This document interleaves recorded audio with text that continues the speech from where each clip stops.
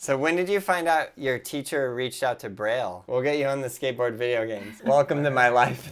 Today, we have a special video about a teacher who went above and beyond to help a student learn through their passion of skateboarding. I think this is a really, really cool story. I'm super excited to share this with you guys. So a teacher messaged into Braille a couple months back, and here's the first message that he sent in. I am a teacher in Hudson, Wisconsin. I teach a few different business classes in both 7th and 8th grade. I am looking at different companies, and one of my students is very curious as to how you came up with the name Braille Skateboarding. Great question. Any information would be fantastic and would really help make their day. Thank you in advance if you are able to help. So the message that we sent back to them was this. Hey Jim and kids, thanks for reaching out. The name Braille is a play on words from the common skateboarding phrase, I'm feeling it. Let me know if you guys have any more questions. And this was his response back. Thank you. One of my students is a huge fan and says he uses your site all the time to learn new skateboarding tricks. He has bought a few shirts and was telling the class about how cool the site was for learning. Thank you for making kids excited about getting kids out and about. You are clearly making a difference, which is completely awesome. That is our whole purpose, is to get more people onto skateboards and get them out and about. And then this was our response back. I love that. What's his name? I'll have Aaron Cairo send him a video message. Chloe is writing these messages back and forth, by the way. And Chloe should be part of this video, but she says she's too shy and she's bad on camera, and she's right there. But I just happened to be the one answering. I don't normally answer the messages. I just happened to see this and I thought it was cool. Yeah, it's awesome. That would be awesome. His name is Ethan. I'm not allowed to pass out a student's email information, but if you'd be willing, you could send it to my email and I can play it on the large board for my classroom. I hope you understand. And then this is the response after the video. Good afternoon. I really wish I could have recorded the reaction that Ethan had today in class when he watched the video. Pretty much brought tears to my eyes to see what it meant to him. He is a student that has been with me for both business classes and for some reading intervention as well. He is such a cool kid who struggles sometimes, I guess as we all do at times. Completely true. The only problem is that he has not stopped talking about Aaron and Braille. He knows just about every fact about Braille. He thanked me about 100 times and said he just can't believe what happened. I told him I was glad that it made his day, and his quote was, "Made my day? Are you kidding me? That made my whole year." Thank you again for making this happen, and please thank Aaron for taking the time. I know Ethan would like to email you a thank you as well. He just won't stop talking about it and how we were able to get a hold of someone. I told him that he could write a short letter, which is a valuable teaching tool for me, and share it with me. Then we will send it to you as well. It may take me a few days and he and I will proofread it together. Also, another great teaching tool for me. I'll send it your way. I cannot express how grateful I am for you, Aaron, and the whole time you took, Jim. So then we found out that he was so excited, and then we sent him a box of Braille shirts and hoodies, and we're super excited to be able to do that for him. Okay, so now we're going to jump on a call with Jim and Ethan, and we are going to meet him. I'm super excited to jump on this call and see what we can do to help Ethan continue in his skateboard progression. And also, what I think is so cool about this story is that the teacher spotted the passion of the student and said, whoa, you have this passion for skateboarding, and we're going to use that vessel of skateboarding to help you learn whatever it is he's trying to teach him, right? So I think that's super cool. So now we're going to jump on a call. How you doing? I'm Jim. Hey, I'm Aaron. Good to meet you. I'm Ethan. Hey, Ethan. How are you doing? Very cool. So and Chloe's here too. Hey! I feel like I know Chloe pretty well already. I know. Yeah. Good to see you. Well, thank you for the gear, by the way. That was really nice of you. Yeah, you're welcome, of course. Yeah, it's pretty neat. I said when we started this whole process, we were working on AI vowel blending, and he's like, whoa, like Braille. And I said, yeah, like blind people read. He's like, what are you talking about? He said, no, like the skateboard company. I said, what are you talking about? I told him when we clicked on the chat, I said, I'm not sure if this is going to be a bot or not, or if we'll actually get a real person, but we'll give it a shot. Yeah. It's really led to that, and it's been pretty awesome that you guys have been taking the time to do this for us. And Ethan, I know it's been, probably didn't sleep much last night thinking about it. Yeah. So how long have you been skateboarding for, Ethan? I started last year because I met my really good friend now last year. and he got me into skateboarding. And then my first skateboard was like a complete one, and then when I got a little better, I went to the store and got a better board with everything on. Nice, all like custom parts and stuff. I'm not too good at tricks. I can kind of ollie now, and then I can tic tac really good. Nice. I watched like your videos where like you teach them how to do stuff, and that's how I learned how to do my ollie. Yeah, it takes a lot of dedication every day, getting out there, working on it a lot. But yeah, that's super cool. Do you guys have a skate park there, or? There's this place in Minneapolis called Familia that's a skate park that I want to go to. Nice. Yeah, the Y has a smaller skate park, but there's not a lot of big skate parks or bike parks or. Yeah, but we usually street skate, so we go downtown and like try to find like cool like little ledges or like little curbs to try to like ollie off of or roll off of. Yeah, that's so Learn a cool. lot about the language of skateboarding, because guy my size, we're not meant to skateboard. We make the divots that everybody else skates in if we fall. What do you teach, Jim? What classes? Well, I taught 5th grade for 5 years. This is my end of my 25th year. Wow. 5th grade for 5 years. I taught 6th grade science for 13 years. I taught a social emotional learning class for 3 years. And the district kind of disbanded that when I taught world studies for a year, and then the business teacher left. That was here. He went to be a principal somewhere else, and it gave me a chance to get back into exploratory teaching. So at our school, all 7th graders have exploratory, so they get art, music, tech ed, computer science, and me. Awesome. A little business and a little personal finance stuff with them. It's kind of an introduction. Then in 8th grade, we have 2 electives I teach. So I have Money in Me, which is more of a personal finance. They have to find realistic jobs, and then they have to buy a house off after they figure out teach them how to do their federal taxes and then their net incomes. Then they have to find a house with that amount of money, and they have to find a car using 28 and 10% rules. And Oh wow, I love that. it's kind of a punch in the face. Like a lot of parents who say, "Yeah, the conversation at supper was pretty funny last night when they were all bragging about how they were getting like a Ford Raptor, and then found out they could only afford like a 1985 Ford rusted pickup." But I let them they pick 2 different incomes, and then they get to partner up with 2. So kind of help them understand having a roommate can be beneficial, or married, or how we can, 2 incomes goes a little farther than 1. So Wow, I love that. That's awesome. housing's not cheap in our area. It's not like your area where it's really expensive, but here it's not. It's in the Hudson area. It's pretty expensive. So a lot of them have to find out. It might not be the best thing for me to live in Hudson. Oh really? Yeah, that's so interesting. I'm from a really small town in Montana called Red Lodge, about 2,000 people. Red Lodge. Oh really? Yeah, we did. I was youth director at my church for quite a few years, and one of our mission trips was out to Red Lodge. Oh, I love that. And we did. I can't remember the group we worked with. Was it in the winter? Like, do you go skiing and snowboarding, or? No, it was summer. We painted houses and some stuff for some people who are less fortunate, but Oh wow, that's amazing. it's really cool. That's a cool connection. Yeah. I told you, things happen all the time when you like that. Yeah. Okay, so then give me a little bit of the background story. I read through the emails and stuff, but I'd like to hear like from you guys how this all like connected up, and how like skateboarding relates to the teaching, and how how you can use that. I'd like to get more people inspired to learning through skateboarding. Any subject even. Like sometimes I'll think of like math. We're learning like algebra, so you use letters.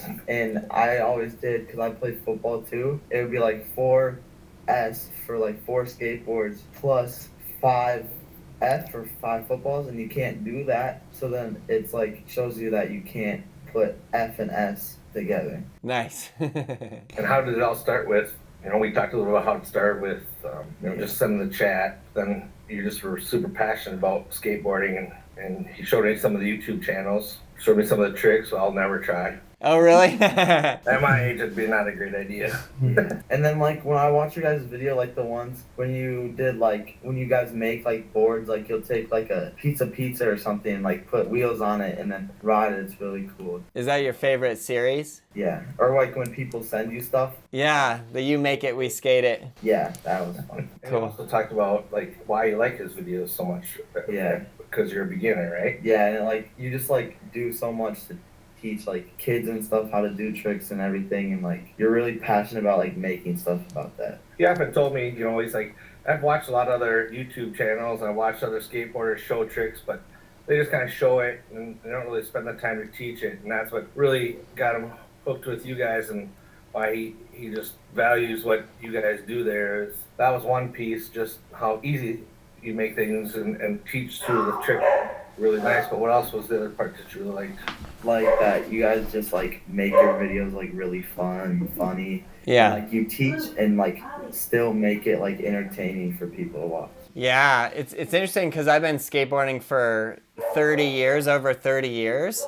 And, you know, all of the tricks, they just become like second nature. And the hardest part is trying to figure out, what is a beginner going through? You know, like what are they trying to like solve and on this skateboard? And for me, who's been doing it for so long, it's like, oh, you just pop and flick the board and you land, right?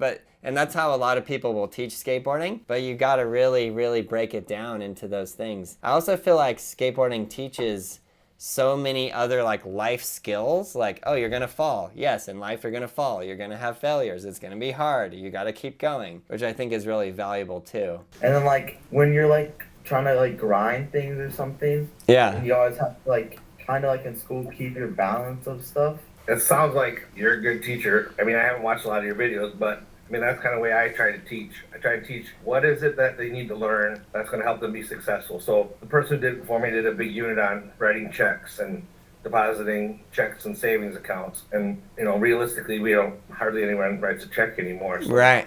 I tried to make it more relatable as to, okay, you're going to have a job someday. We're not all going to be professional athletes. So we take that off the list, and doctors and lawyers off the list, and we have to have a backup job. And then we just kind of relate that. How is it going to be in your life? What are you going to do? What do you need to do to be successful?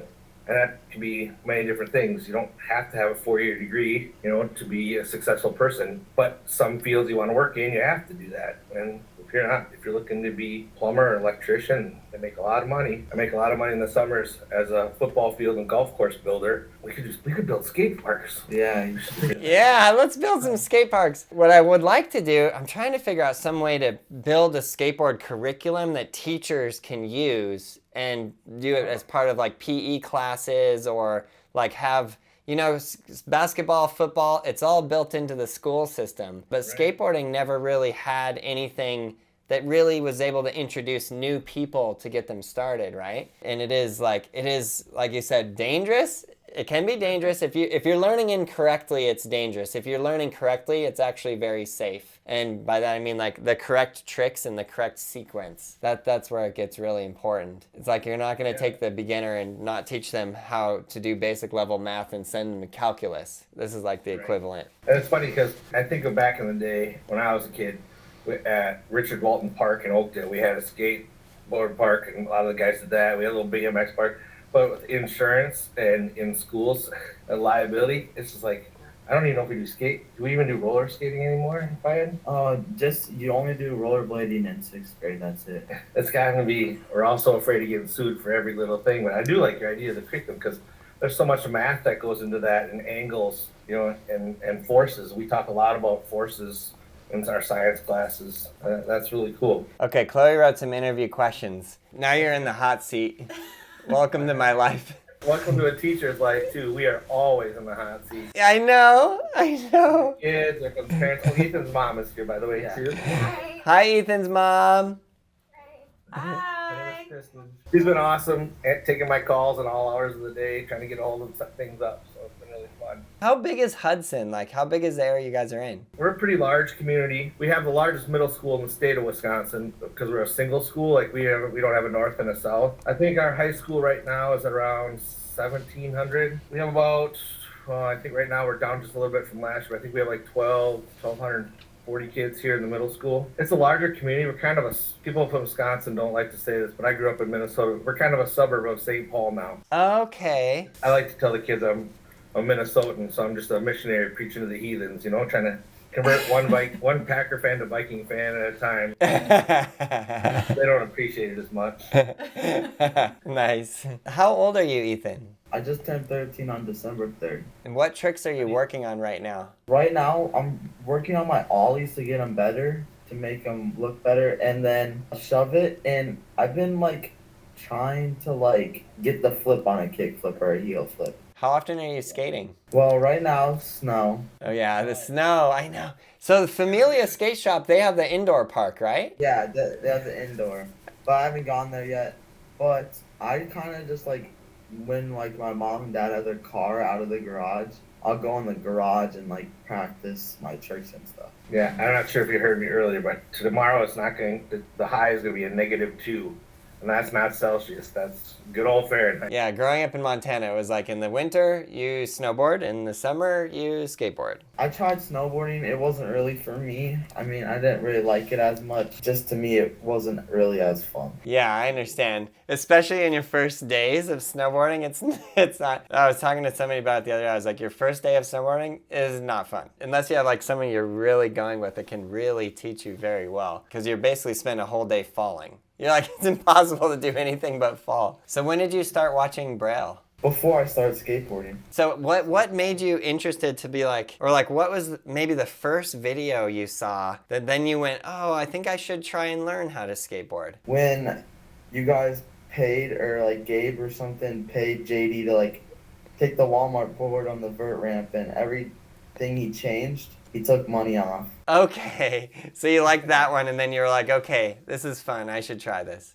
Yeah. Okay, good, I love that. He's told me so much. Like, I've learned a lot about skateboarding from Ethan over the last few months here, but you know, he was telling me how you guys create boards that are eco-friendly for business-friendly, so you're not marking up things. And I thought I'd never even heard of that. You know, as someone who hasn't really ever been part of the skateboard world, my kids didn't do any of that. Maybe you think if you see on TV kids getting in trouble for, you know, taking the paint off rails or wrecking steps or sidewalks, and I thought that's pretty cool. You know, that you guys had that. He was pretty proud of that. He's like, yeah, it's pretty cool. Yeah, skateboarding is such an interesting world. Like when I was Ethan's age, a skateboard was $50, and you go into a shop now and a skateboard is $50. There are some places that like they're more, but it's like it is very interesting, and trying to make it as open and accessible to anybody as possible is like a big deal for us. Tell me about the skateboards that you showed me online. Oh, like the ones you have. Some of them, there's one that you guys just came out with. It's like a leaf. Oh yes, oh yeah, that video we did. This is another You Make It, We Skate It, where somebody sent that. This guy makes these very specialized boards, and yes, there's one that was shaped like a leaf. I remember like, you were talking about one of your videos, like where you put your board in Walmart. Yeah. And like win off a bunch of money and stuff. You do it so like people that don't have like enough money, you always talk about it, can like still not have like a Walmart board where it's like plastic trucks, really bad bearings, and doesn't work. Yeah. It makes you quit because it's not good. Right. So like when you made that one where it's metal trucks and affordable and good for people to skate on and not quit after one day. I think he told me I could try that, but 55 years old and my size probably wouldn't be even the greatest thing for me to try. We'll get you a helmet, we'll get you elbow pads, wrist guards, knee pads. I think I've had about 7,000 students now in my lifetime, and the number I count, really good athletic kids come in with a broken arm or 2 broken arms, or I think, yeah, I probably wouldn't heal as fast as they do, so I think I'll stick with videoing on them and Yeah. going out in the woods. Yeah. Video games. We'll get you on the skateboard video games. Cool. There we go. Yeah, I play Skate 3 and Tony Hawk. I always played Tony Hawk. My son loved Tony Hawk when he was a kid. I know, it's huge. It did so much for skateboarding, that game. See, that's the thing that I find so interesting. You have this sport that's not really, there's no like system to get new people interested in it, you know? So that's what we're trying to do. That's why we're trying to grow the community. So it sounds like you'll be developing a video game before too long then, right? A Yeah. tutorial video game. That will be nice, yeah. I've often said, I coached football for a long time, and I said, the best thing I could do, and I told the athletic director this, he told me no, but we're just going to take one of the playbooks from Madden. Yeah. Those kids know those like I can't teach them how to do a draw play, but you give them Madden play and they can do it all day long. It's true. You get the tricks for skateboarding, pretty soon Ethan will be helping write code, and you'll end up writing video games for beginner skateboarders to learn the tricks and know the code before they get out there. Yeah. Yeah, please. And one thing I want to tell you too is like, just dream big, you know? Just think about the world is full of opportunities. You know, I came from this really small town, you know, then I moved out to California, and I just thought, I'm going to make a career as a skateboarder. And it didn't work out. I didn't become like a professional skateboarder who was like well paid through that. But then I started making these videos and building this community. Like, just keep pushing, never give up. Just like you're learning how to do a skateboard trick. You're going to fall, you're going to get hurt, you're going to heal, you're going to keep going. And in life, it's like that. So you can think like, oh, I had this big goal, this big dream to do this nice, cool thing. And you can. Like, it's important to know that you can. If you just keep pushing and you never give up, you can achieve it. So the next question is, what do you like about skateboarding? First, I like that, like, I sometimes, like, I just go out and just ride. Like, sometimes I don't even, like, do tricks or anything. I'll just go ride around, and then, like, it's fun. Like, it's fun to do, and, like, I love the style, like, the baggy pants and everything. Sometimes, like, going to, like, a skate park, you can meet so much people that, and it's just, like, there's a big community of skateboarders, and you can just meet all of them and hang out with them and have fun. Yeah, it's funny, the baggy Good pants. judge, right? When you go there and try new things, guys, Yeah. try to help you out. Yeah, people, like, one time I went to a skate park, like, they don't, like, make fun of you, like, if you fall or don't know how to do a trick. Sometimes they'll, like, help you, like, teach you how to do it better. I feel like that just, like, skateboarders, when they're all around, skateboarders is just, like, a big community that helps each other. So when did you find out your teacher reached out to Braille? What was your reaction? So what happened was I came into school one day after he reached out to you guys. Your face was on the board. It was a video of you telling me, like, why you picked this company or something, and I walked in. I thought it was just like a video from, like, your thing, but then you said my name, and I didn't talk for, like, the rest of the video. I just sat there and watched. It's probably the quietest Ethan's been in my classes that I can ever remember. That's awesome. I had saved it in a file with a bunch of my softball videos because I coached softball, and I was actually looking for it on the board, trying to find it. I said, Ethan, I think I got something to show you. And he's like, why is there a video of Aaron Cairo in your folder? I'm like, what are you talking about? I don't even see it. I couldn't even see it. So he picked it out immediately. And he clicked on it, and he's like, what? Did you just say my name? That's awesome. Okay, now some questions for Jim. When did you first notice that skateboarding was a big part of Ethan's life? Well, he had talked a little bit about it before this, but when we were, like, said, with the AI vowel combinations, and I just associated Braille with, like you're saying, the playing words, with Braille reading. Yeah. And I don't know if he knew that ahead of time or thought I was way off base or whatever, but then it just kind of started from there. He wouldn't stop talking about, because we had sent the message, and I think Chloe actually responded to us on the site. And then since then, pretty much he does anything I ask him, so thanks for that. Aaron Carroll said to listen to your teacher.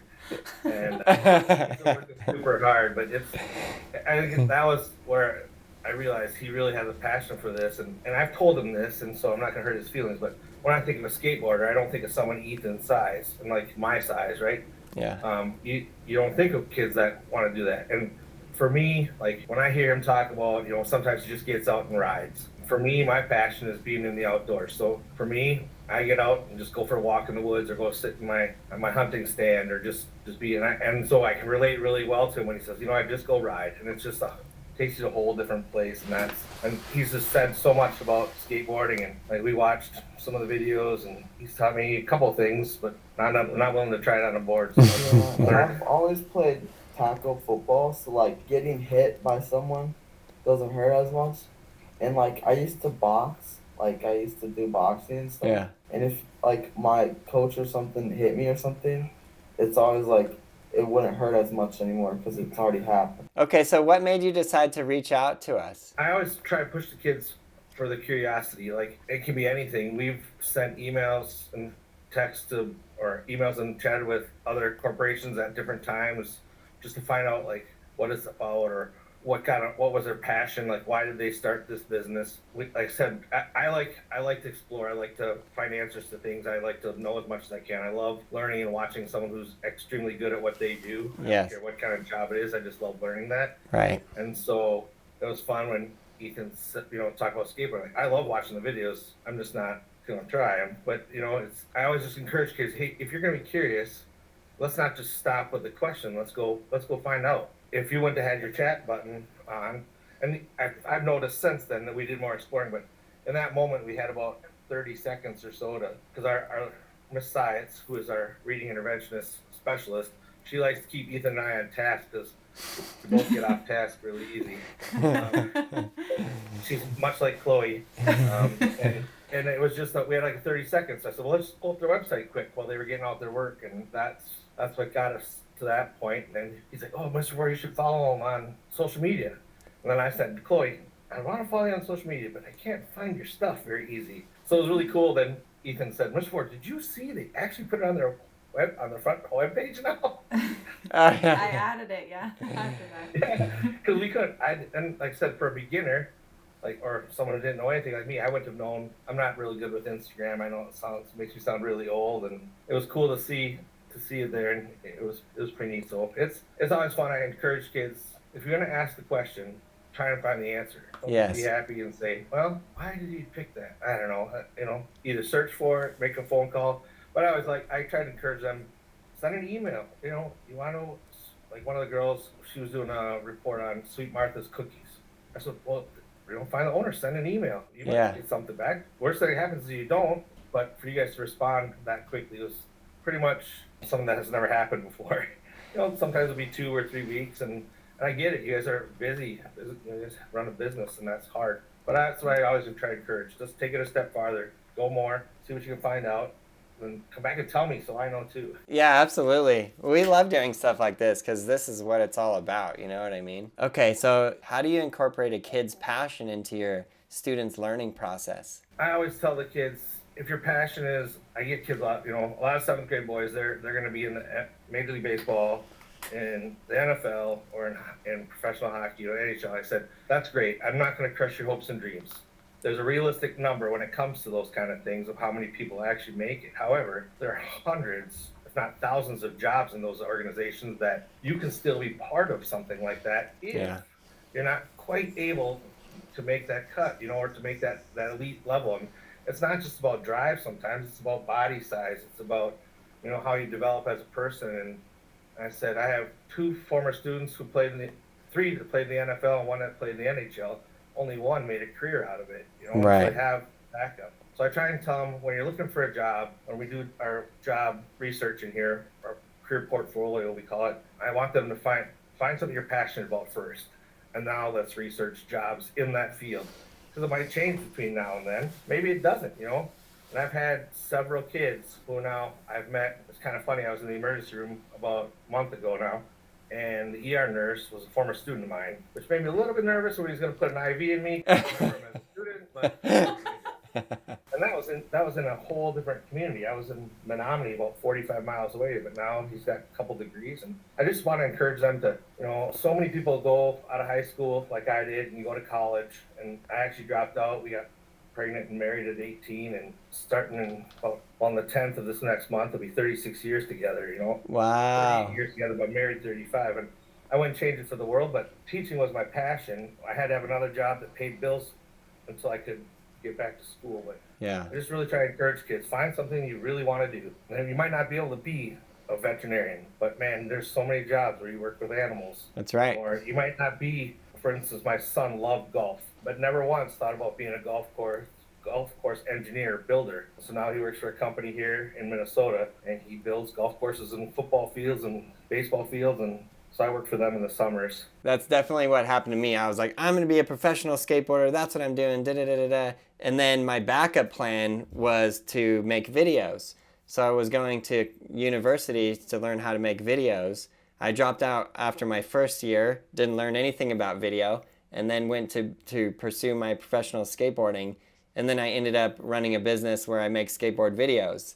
And then after that was successful, then I became like a pro skateboarder, which in the skateboard world, it means that you have your name on the board. So it was kind of funny. It was like reverse wise of how it all worked, but it's exactly what you're saying. Like you have a passion in this area, see what you can do in that area. So I think that's really, really smart. In the NHL, there's a lot of jobs that is outside of being a professional hockey player. Yeah, for sure. And I didn't go back to school till I was 26 7. So I had 2 little kids at home, and my wife is going to have an extra large room in the next life because she's had to put up with that.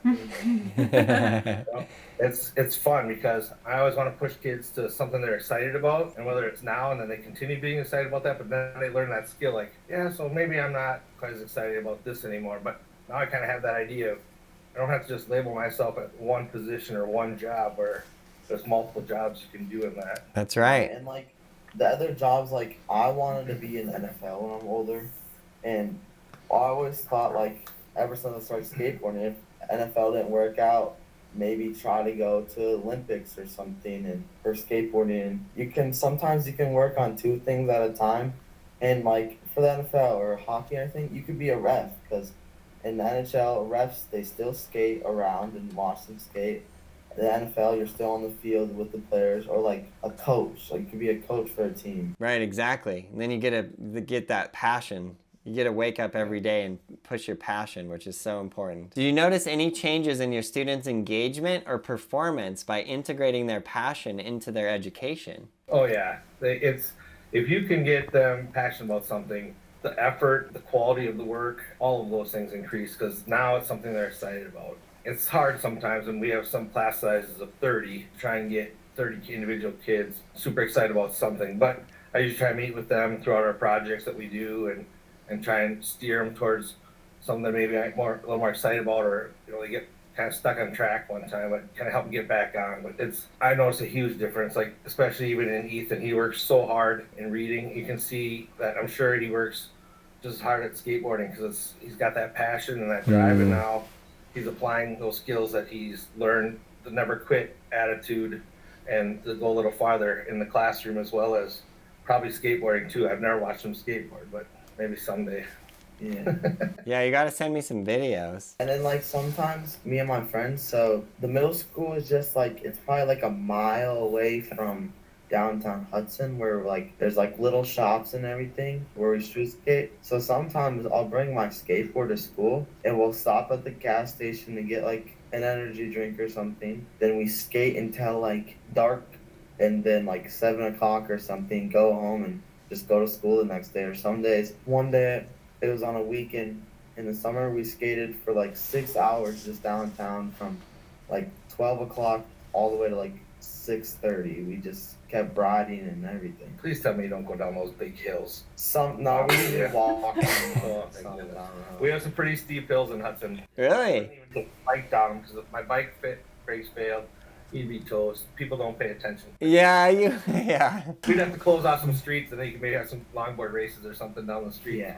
So Ethan, did learning this way make it more exciting for you? Learning with incorporating the passion into the schoolwork. Oh yeah, Like the way I teach. Yeah, like the way Mr. Vore teaches something, like to get you, like if a teacher knows what I like or something, and like Miss Sides, my reading teacher, she always talks about like in skateboarding you practice your tricks, and then in reading you practice your words and reading. And like when I think of that, it just thinks of practice skateboarding and reading the same thing. So it just makes it easier and makes me want to do it more. Oh, Well, good. now I have their number, so if you're not listening, all I have to say is, I could make one phone call and tell me how to get it. Yeah, A's across the board.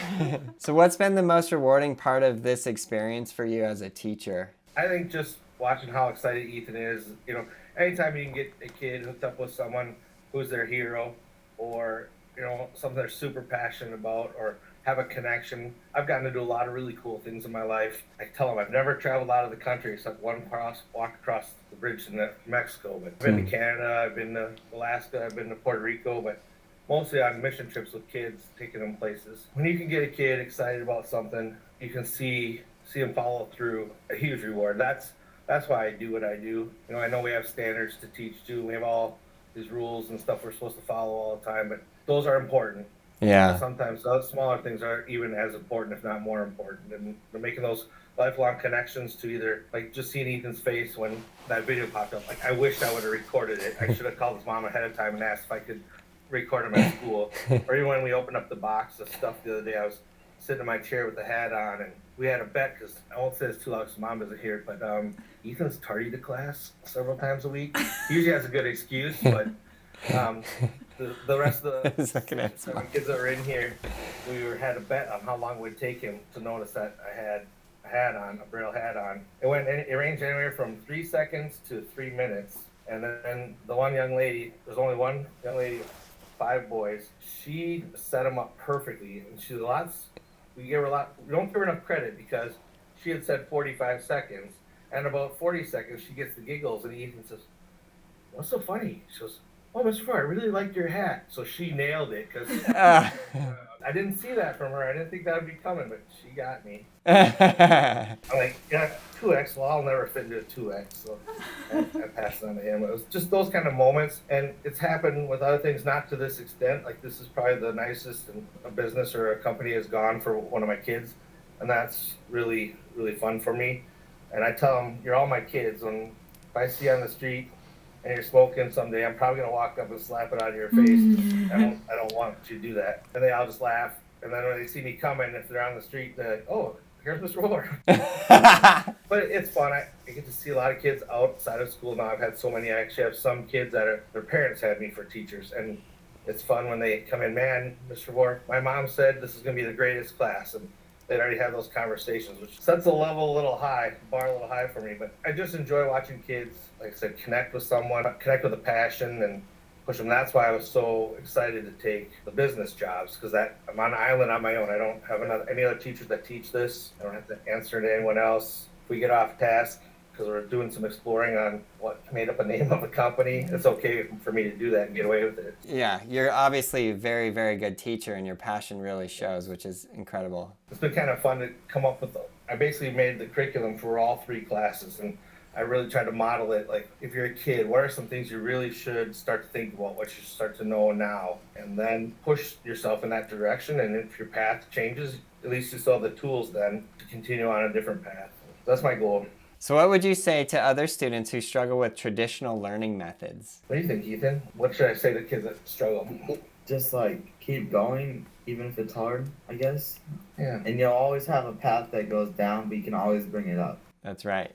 Never give up. We talk about that quite a bit. There's going to be struggles. Life's not going to be easy. I share a lot of personal stories with the kids, like what I've done, where I've been, kind of what jobs I've had in the past. Yeah, you make it real for them. Yeah, we try to make those connections. And my dad was a photographer his whole life. He worked for Pillsbury, so all the Pillsbury cookbooks until like 80 or 95 were all his pictures. And so he got to travel all around the country, and he worked for a week at a Pillsbury bake-off. I don't know if you ever heard of those. No. So every year they have a baking contest hosted by Pillsbury, and his company would give him airfare and hotel money, which he would use for gas and campgrounds, and we'd spend a week getting there. He would work for a week while we had fun, and then we'd take another week coming back. And his big thing is he always wanted us to be in every state capitol building, so he'd plan his routes until I was 18 when we got married, and I had been to every state except California, Utah, Nevada, and Hawaii. And I'd been in every single Capitol building, including Juneau, Alaska, and I'd never been on a plane. Oh, wow. That stuff I can give, like when kids talk about, "Oh, I want to go see Mount Rushmore," I can tell them, well, some of the kids say I tell too many stories, but most kids like the stories. So now I just have Sacramento left. I got to get to the Capitol building in Sacramento. That's my last one. I've been in all the rest of them now. Yeah, you got to get out here. And I've been to California a few times. But we just never made the drive to Sacramento and actually went into the Capitol building. Okay, we'll plan it for the summer.